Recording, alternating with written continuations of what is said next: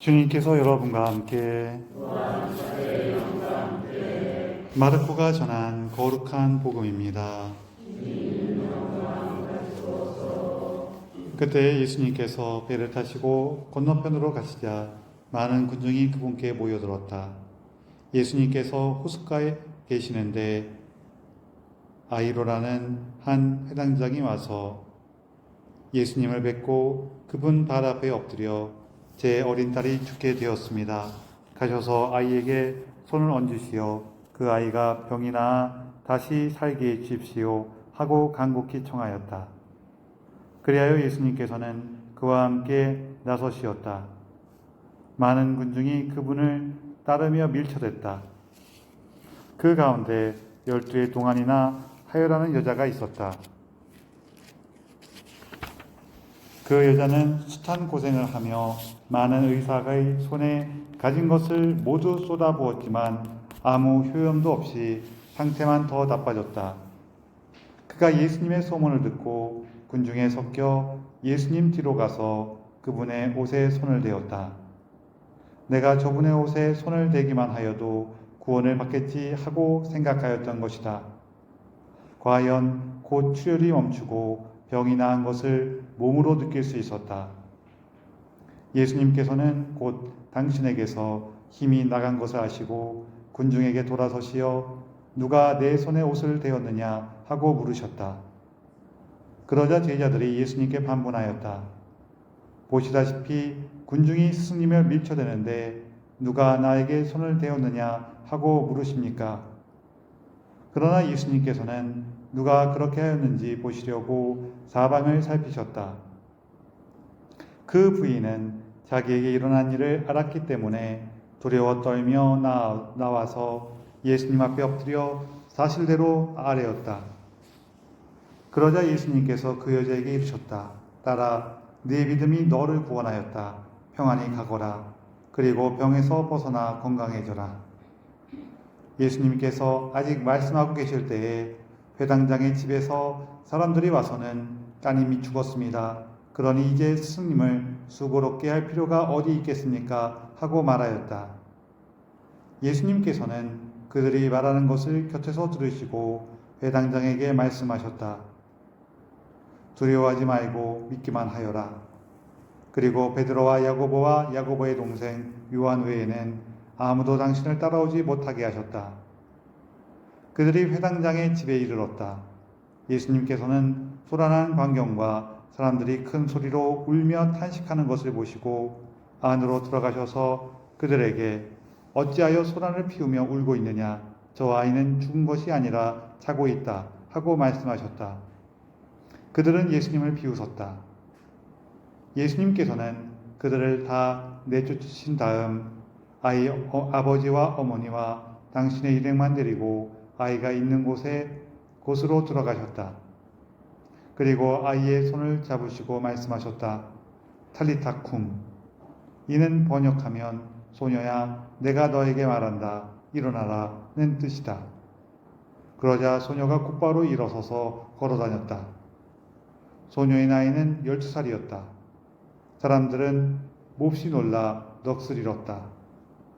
예수님께서는 아무에게도 이 일을 알리지 말라고 그들에게 거듭 분부하시고 나서 소녀에게 먹을 것을 주라고 이르셨다. 주님의 말씀입니다. 참 예수님, 서로 인사 좀 나누세요.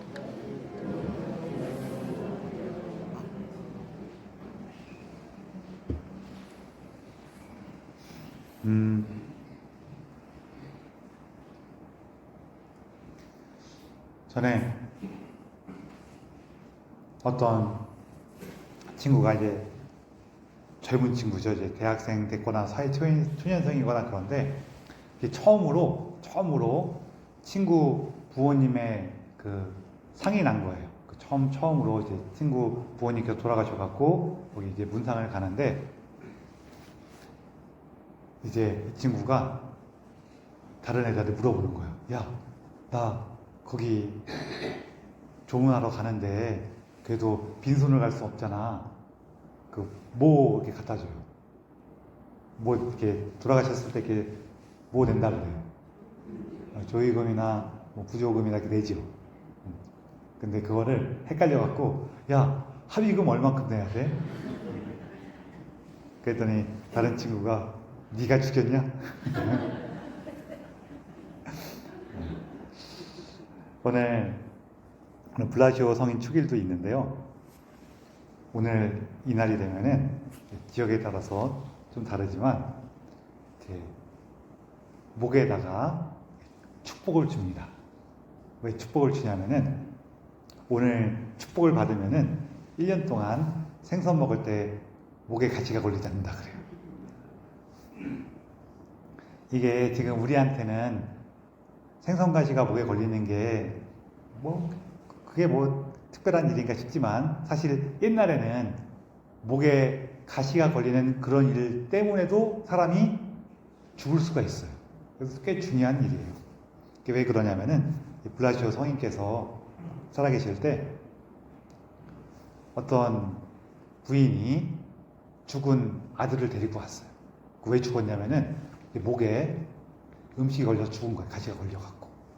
그래갖고 성인께 와갖고 우리 아이 좀 살려주십시오. 그랬더니 성인께서 하느님께 기도를 드렸어요. 그랬더니 아이가 가시를 토해내고 다시 살아났다 그래요.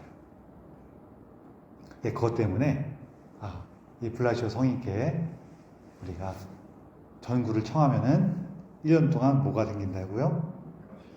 목에 가시가 걸리지 않는다고요.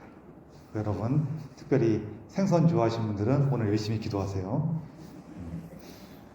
오늘은 복음에서 치유받은 두 사람이 나와요. 한 명은 12해 동안이나 하혈병을 앓던 여인이고 다른 한 명은 12살 난 어린 아이였어요. 어린 소녀였어요.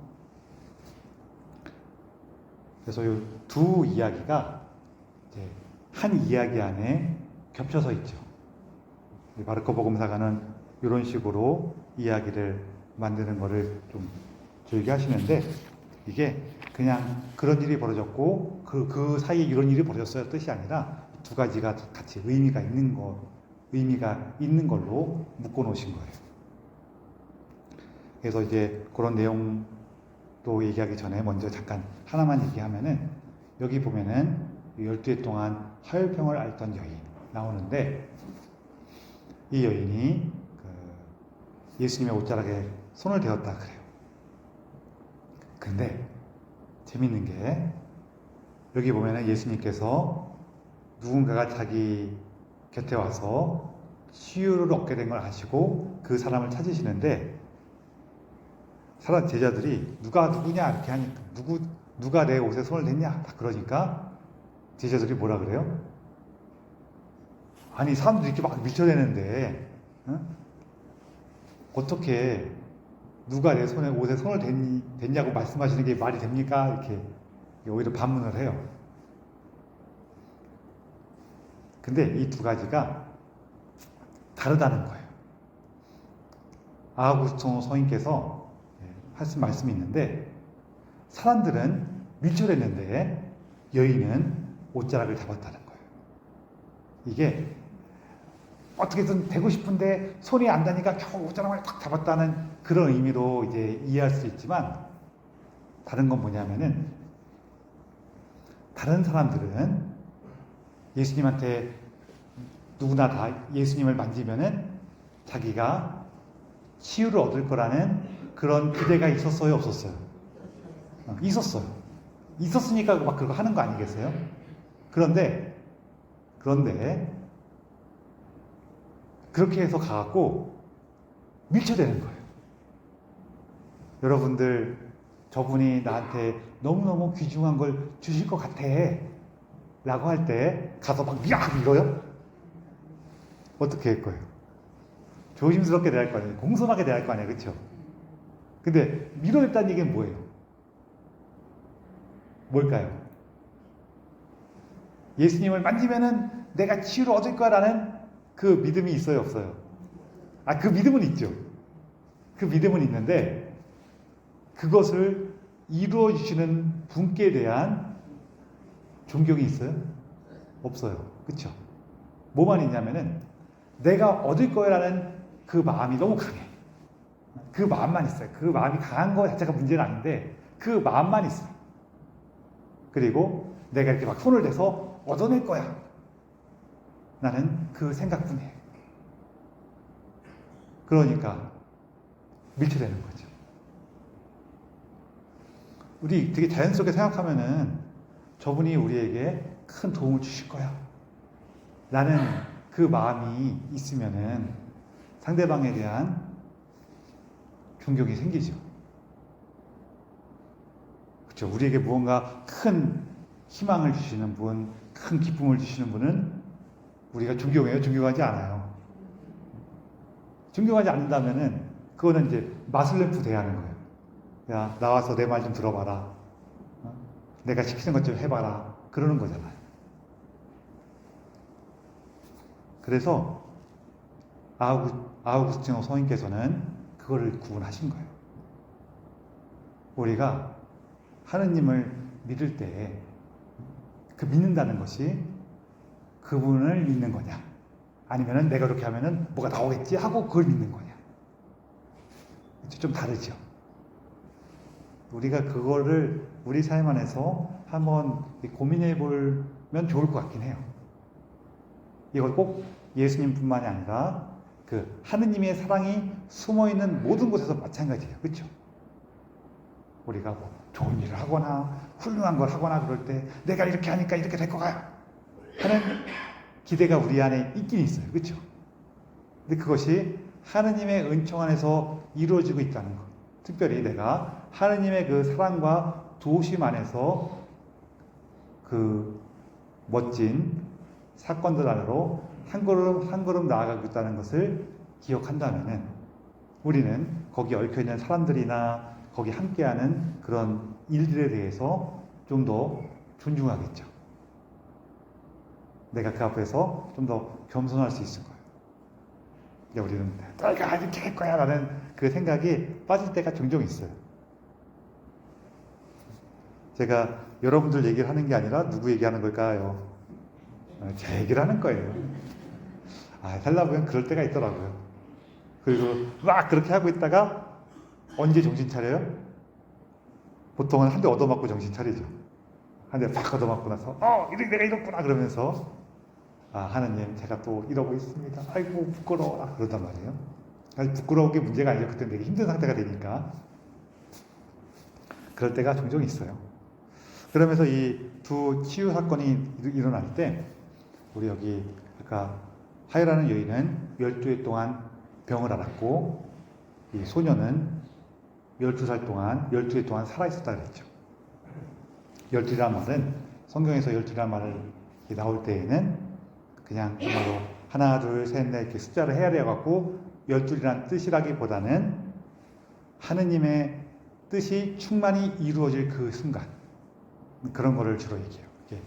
그게 사람일 때에는 하느님의 뜻이 충만하게 이루어지는 그 멤버가 구성됐을 때, 그 새로운 백성이 다 모였을 때, 12라는 것은 12 숫자로서 이렇게 나올 때, 혹은 나올 때에도 하느님의 그 충만함이 이루어지는 그 순간, 이런 식으로 많이 표현이 되는데, 그래서 이 여인은 정말 자신의 힘과 노력을 쏟아가면서 어떻게든지 해보려고 그랬어요. 근데 됐어요? 안 됐어요? 안 됐어요. 그게 12회라는 거예요. 그리고 그 12회를 채웠을 때 이제 진정으로 자신을 구원해 주실 분을 만났어요. 그게 누구예요? 예수님이시죠. 그리고 사실 이분의 치유 사건이 이제 단순히 거기 치유에서 끝난 게 아니라 예수님은 이분을 찾아요. 너 치유 받았으니까 잘 가라. 그냥 그러면 될 것 같은데 굳이 찾아요.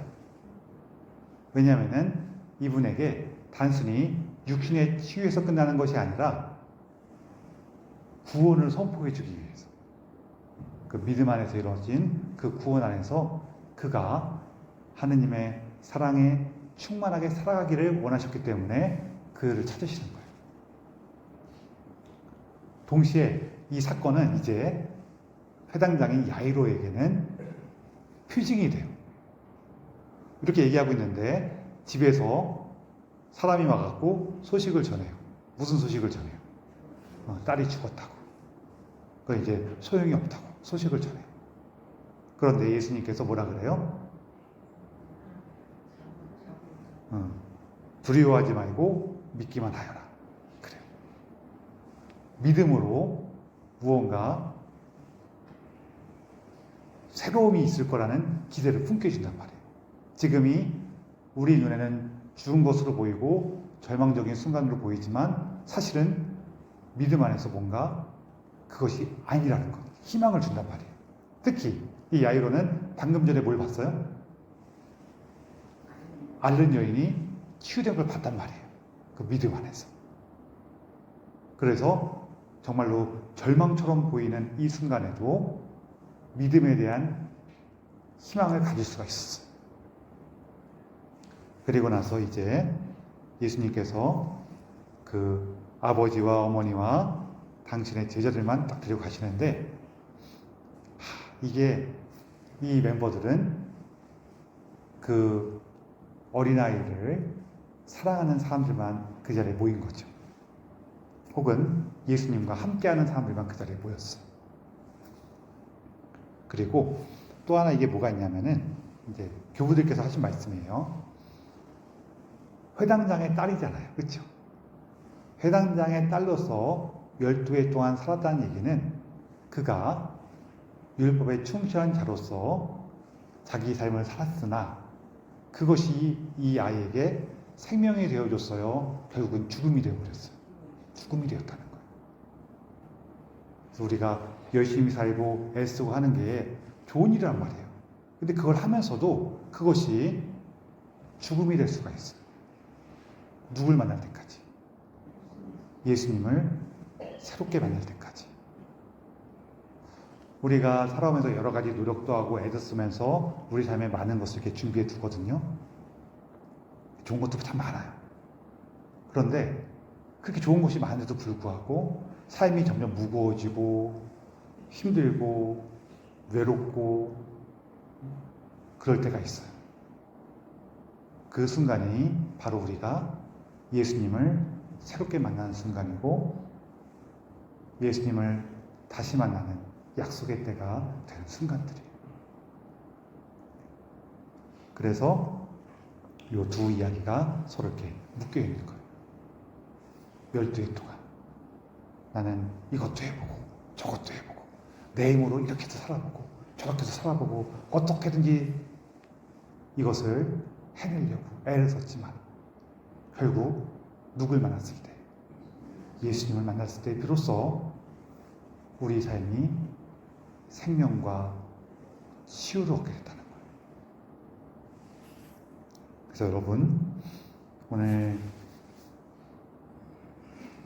그 복음 안에서 우리 또한 예수님 안에서 새롭게 되고 새로운 생명으로 충만하게 되리라는 것을 기억하시고 그 가운데에서 우리가 예수님을 막 밀치려고 그러는지 아니면은 그분의 옷자락을 잡는 건지 또 예수님께서 우리 삶에 주셨던 여러 가지 그 함께 있던 순간들 안에서 내가 정말로 절망처럼 보일 때 계속해서 새로운 희망을 얻을 수 있고 믿음으로 한 걸음 한 걸음 나아갈 수 있는지 그런 것들 돌아보시고 또 예수님께 우리가 그렇게 주님 안에서 한 걸음 한 걸음 나아갈 수 있는 은총을 청하며 이 미사를 봉헌합시다.